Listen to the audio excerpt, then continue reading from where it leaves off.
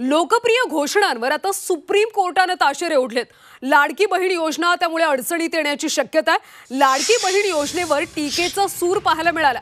आपण परावलंबी समाज तयार करत आहोत का असा सवाल यावेळी कोर्टाने उपस्थित केला। लाडकी बहीण सोबतच अनेक मोफत सुविधा देणाऱ्या योजना सरकारकडून त्या योजनांची घोषणा केली जाते, मात्र अशा सगळ्या घोषणांवर आता सुप्रीम कोर्टाने ताशेरे ओढलेत। त्यामुळे राज्यातली लाडकी बहीण योजना अडचणीत येण्याची शक्यता आहे। सविस्तर माहिती घेऊयात आमच्या नवी दिल्लीच्या प्रतिनिधी उर्वशी खोना यांच्याकडून। उर्वशी, अनेक सरकारकडून फ्रीबीजची घोषणा केली जाते आणि यावर आता सुप्रीम कोर्टाने ताशेरे ओढले। नेमकं सुप्रीम कोर्टाने काय म्हटलंय? सुप्रीम कोर्टाने सांगितलं की ज्या प्रकाराने या सगळ्या फ्रीबीजच्या घोषणा आणि मुफ्त राशन आणि पैसे वगैरे जे सगळ्या गोष्टी वाटले जात आहेत ते एकदम चुकीचे आहेत आणि त्याच्यावरती ताशेरे ओढले आहेत। त्यांनी कुठे ना कुठे त्याच्यात लाडकी बहीण योजना त्याचाही उल्लेख केला गेला। इतकंच नव्हे तर दिल्लीत ज्या प्रकाराने पैसे वाटले जात होते, मग ते कोणत्याही पॉलिटिकल पार्टीचे असो, त्याला घेऊनही त्यांनी कोर्टात त्याचं नाव घेतलं आणि सांगितलं की जेव्हा जेव्हा इलेक्शन्स येतात, जेव्हा जेव्हा निवडणुका येतात, तेव्हा लाडकी बहीण सारख्या स्कीम किंवा वेगवेगळ्या फ्री राशन वगैरे वाटलं जातं, जे एकदम चुकीचं आहे आणि हे कुठे ना कुठे बंद व्हायला पाहिजे। कारण की हे देशाच्या विकासासाठी कुठे ना कुठे एक स्टॉपेज आहे असं त्यांचं म्हणणं आहे। जस्टिस गवाई होते, जस्टिस बी.आर. गवाई आणि जस्टिस जॉर्ज ए होते, त्यांचं बेंच होतं आणि त्यांनी अशी टिप्पणी केली की कशा प्रकाराने हे फ्रीबीज कुठे ना कुठे विकसित भारत किंवा भारताच्या विकासासाठी कुठे ना कुठे चुकीचं आहे असं त्यांचं म्हणणं आहे। उर्वशी, त्यामुळे आता राज्यातल्या अनेक योजना बंद होऊ शकतात का? त्याबद्दल काय वाटतं? नक्कीच या सगळ्या गोष्टींवरती लक्ष केलं जाणार, कारण की सहा आठवड्यानंतर याची परत सुनवाई होणार आहे। तेव्हा वेगवेगळ्या लेवलवर यांना रिपोर्टही फाईल करायचा आहे। सुप्रीम कोर्ट यांना अटॉर्नी जनरल ने सांगितलं की सरकार म्हणजे सगळ्या राज्य सरकार किंवा वेगवेगळ्या ज्या सरकार आहेत त्यांच्या निर्देशात आणलं गेलं आहे आणि जे कार्यक्रम आहे त्या सगळ्यांच्या रिपोर्ट तिथे सबमिट केले जाणार। म्हणजे 6 आठवड्यानंतर आता सुप्रीम कोर्टात परत सुनवाई होणार, तेव्हा बघावं लागेल की सर्वोच्च न्यायालयाचं काय म्हणणं आहे। उर्वशी, सर्वोच्च न्यायालयानं कुठल्या योजनांची यावेळी नावं घेतली का? नक्कीच, खास करून महाराष्ट्राच्या लाडकी बहीण बद्दलही बोललं गेलं आहे आणि हे पहिल्यांदाच सर्वोच्च न्यायालयाने ताशेरे ओढले नाही लाडकी बहीण योजनाला घेऊन। त्याच्या पहिले पण फ्रीबीज संदर्भात किंवा लाडकी बहीण योजनाच्या संदर्भात की कशा प्रकाराने वोटर्सला अट्रॅक्ट करण्यासाठी, वोटर्सला आकर्षित करण्यासाठी या नक्कीच उर्वशी, त्यामुळे आता या सगळ्या योजनांवर काय परिणाम होतो हे पाहणं महत्त्वाचं। धन्यवाद या सगळ्या सविस्तर माहितीसाठी।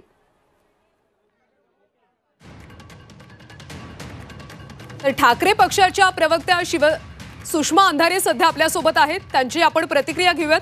अंधारेजी, आता लोकप्रिय घोषणांवर सुप्रीम कोर्टाने ताशेरे ओढलेत। आपल्याला परावलंबी समाज करायचा आहे का असा प्रश्न त्यांनी राज्यांना विचारला। हे बघा, राज्यकर्त्यांनी ज्या घोषणा करायच्या असतात किंवा जे निर्णय घ्यायचे असतात ते 2 प्रकारचे निर्णय असतात, एक धोरणात्मक आणि एक लोकप्रिय। धोरणात्मक निर्णय हे कुठल्याही समाजाला प्रगतीपथावर नेण्यासाठी दूरगामी परिणाम करणारे असतात, भलेही ते लवकर त्याचे परिणाम दिसत नसतील, परंतु एक कन्स्ट्रक्टिव्ह रचनात्मकता त्याच्यामध्ये असते। लोकप्रिय घोषणा या तात्पुरत्या काळासाठी केल्या जातात, मात्र त्या समाजासाठी हानिकारक असतात।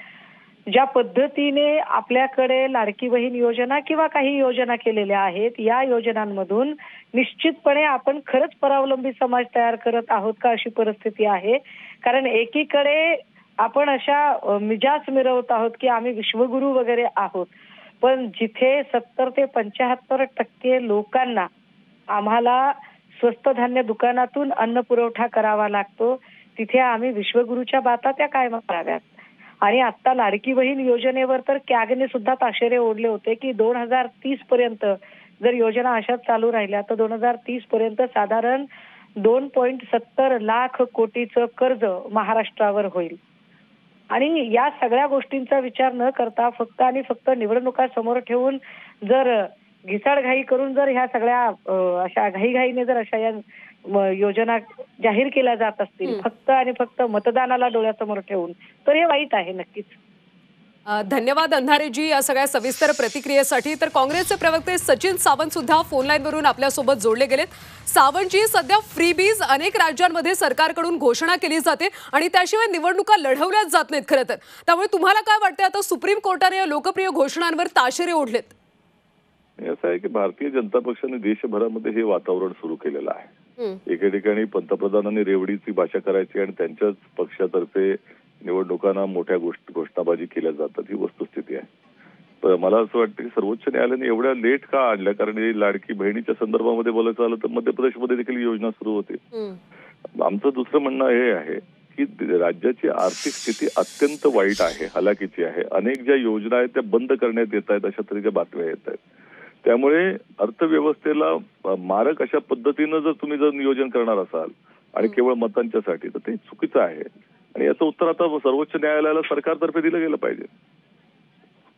सावंतजी, म्हणजे तुम्हाला वाटतं राज्यातल्या या सगळ्या आता योजना बंद केल्या पाहिजेत? नाही, आजच्या परिस्थितीमध्ये राज्याचं आर्थिक नियोजन सामान्याची जबाबदारी सरकारची आहे. त्यामुळे एके ठिकाणी तुम्ही एक योजना जेव्हा करता तेव्हा इतर योजना ज्या महत्वाच्या आहेत, लोकांच्या भल्यासाठीच्या आहेत, त्या योजनांना तुम्ही निधी देत नाही आहात. हे सगळ्या गोष्टी समोर येत आहेत. त्यामुळे खरी परिस्थिती काय आहे, आर्थिक नियोजन होतंय की नाही तुमच्यानं, हे सगळी वस्तुस्थिती समोर आली पाहिजे. आणि आता सर्वोच्च न्यायालयाने जर सवाल विचारला असेल तर त्याचं उत्तर देण्याचे काम हे सरकारतर्फे केलं गेलं पाहिजे. सावंतजी, खरं तर धोरणात्मक निर्णयापेक्षा लोकांना सुद्धा अशा लोकप्रिय घोषणाच आवडतात आणि त्याच बेसिसवर खरं तर निवडणुका लढवल्या जातात. असं आहे की लोकसभा निवडणुकीमध्ये ज्या वेळेला इतका मोठा पराजय झाला महाराष्ट्रामध्ये, त्यावेळेला त्यांनी याच पद्धतीनं विधानसभेमध्ये विजय मिळवण्याचं त्या ठिकाणी नियोजन केलं होतं. ही वस्तुस्थिती आहे. प्रश्न आमचा सावंत सर, तुम्हाला मी थोडंसं थांबवते. खासदार नरेश म्हस्के सुद्धा आपल्यासोबत जोडले गेलेले आहेत. म्हस्के जी, तुम्ही अशा पद्धतीने राज्यात लाडकी बहीण आणि अनेक लोकप्रिय घोषणा आणलेल्या आहेत आणि त्यावर आता सुप्रीम कोर्टाने ताशेरे ओढलेत.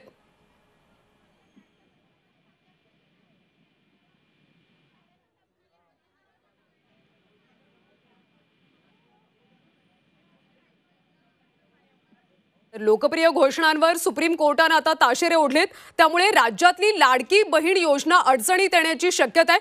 पुन्हा आपण जाऊयात काँग्रेस प्रवक्ते सावंत यांच्याकडे. सावंतजी, तुम्हाला काय वाटतं की लोकप्रिय घोषणांवर सुप्रीम कोर्टाने आता ताशेरे ओढले, त्यामुळे राज्यातली लाडकी बहीण योजना अडचणीत येण्याची शक्यता आहे. लाडकी बहीण योजनेबाबत आता टीकेचा सूर पाहायला मिळतोय. आपण परावलंबी समाज तयार करतोय का, असा सवाल आता कोर्टाने उपस्थित केला. निवडणुकांच्या पार्श्वभूमीवर अनेक राज्यांमध्ये अशा लोकप्रिय घोषणा केल्या जातात. मात्र याच आता सगळ्या घोषणांवर सुप्रीम कोर्टाने ताशेरे ओढल्याचं पाहायला मिळतंय. राज्यातली लाडकी बहीण योजना यामुळे अडचणीत येण्याची शक्यता आहे. लाडकी बहीण योजनेवर सुद्धा टीकेचा सूर पाहायला मिळाला. आपण परावलंबी समाज तयार करतोय का, असा सवाल कोर्टाने विचारला.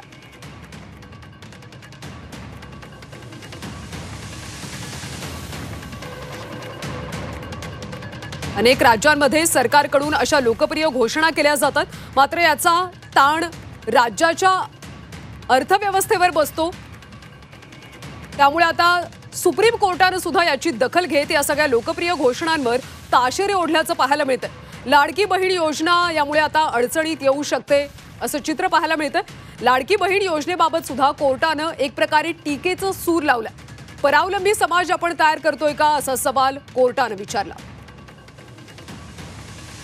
त्यामुळे या सगळ्या योजनांबाबत आता काही ठोस निर्णय घेतला जातो का, हे पाहणं महत्त्वाचं आहे.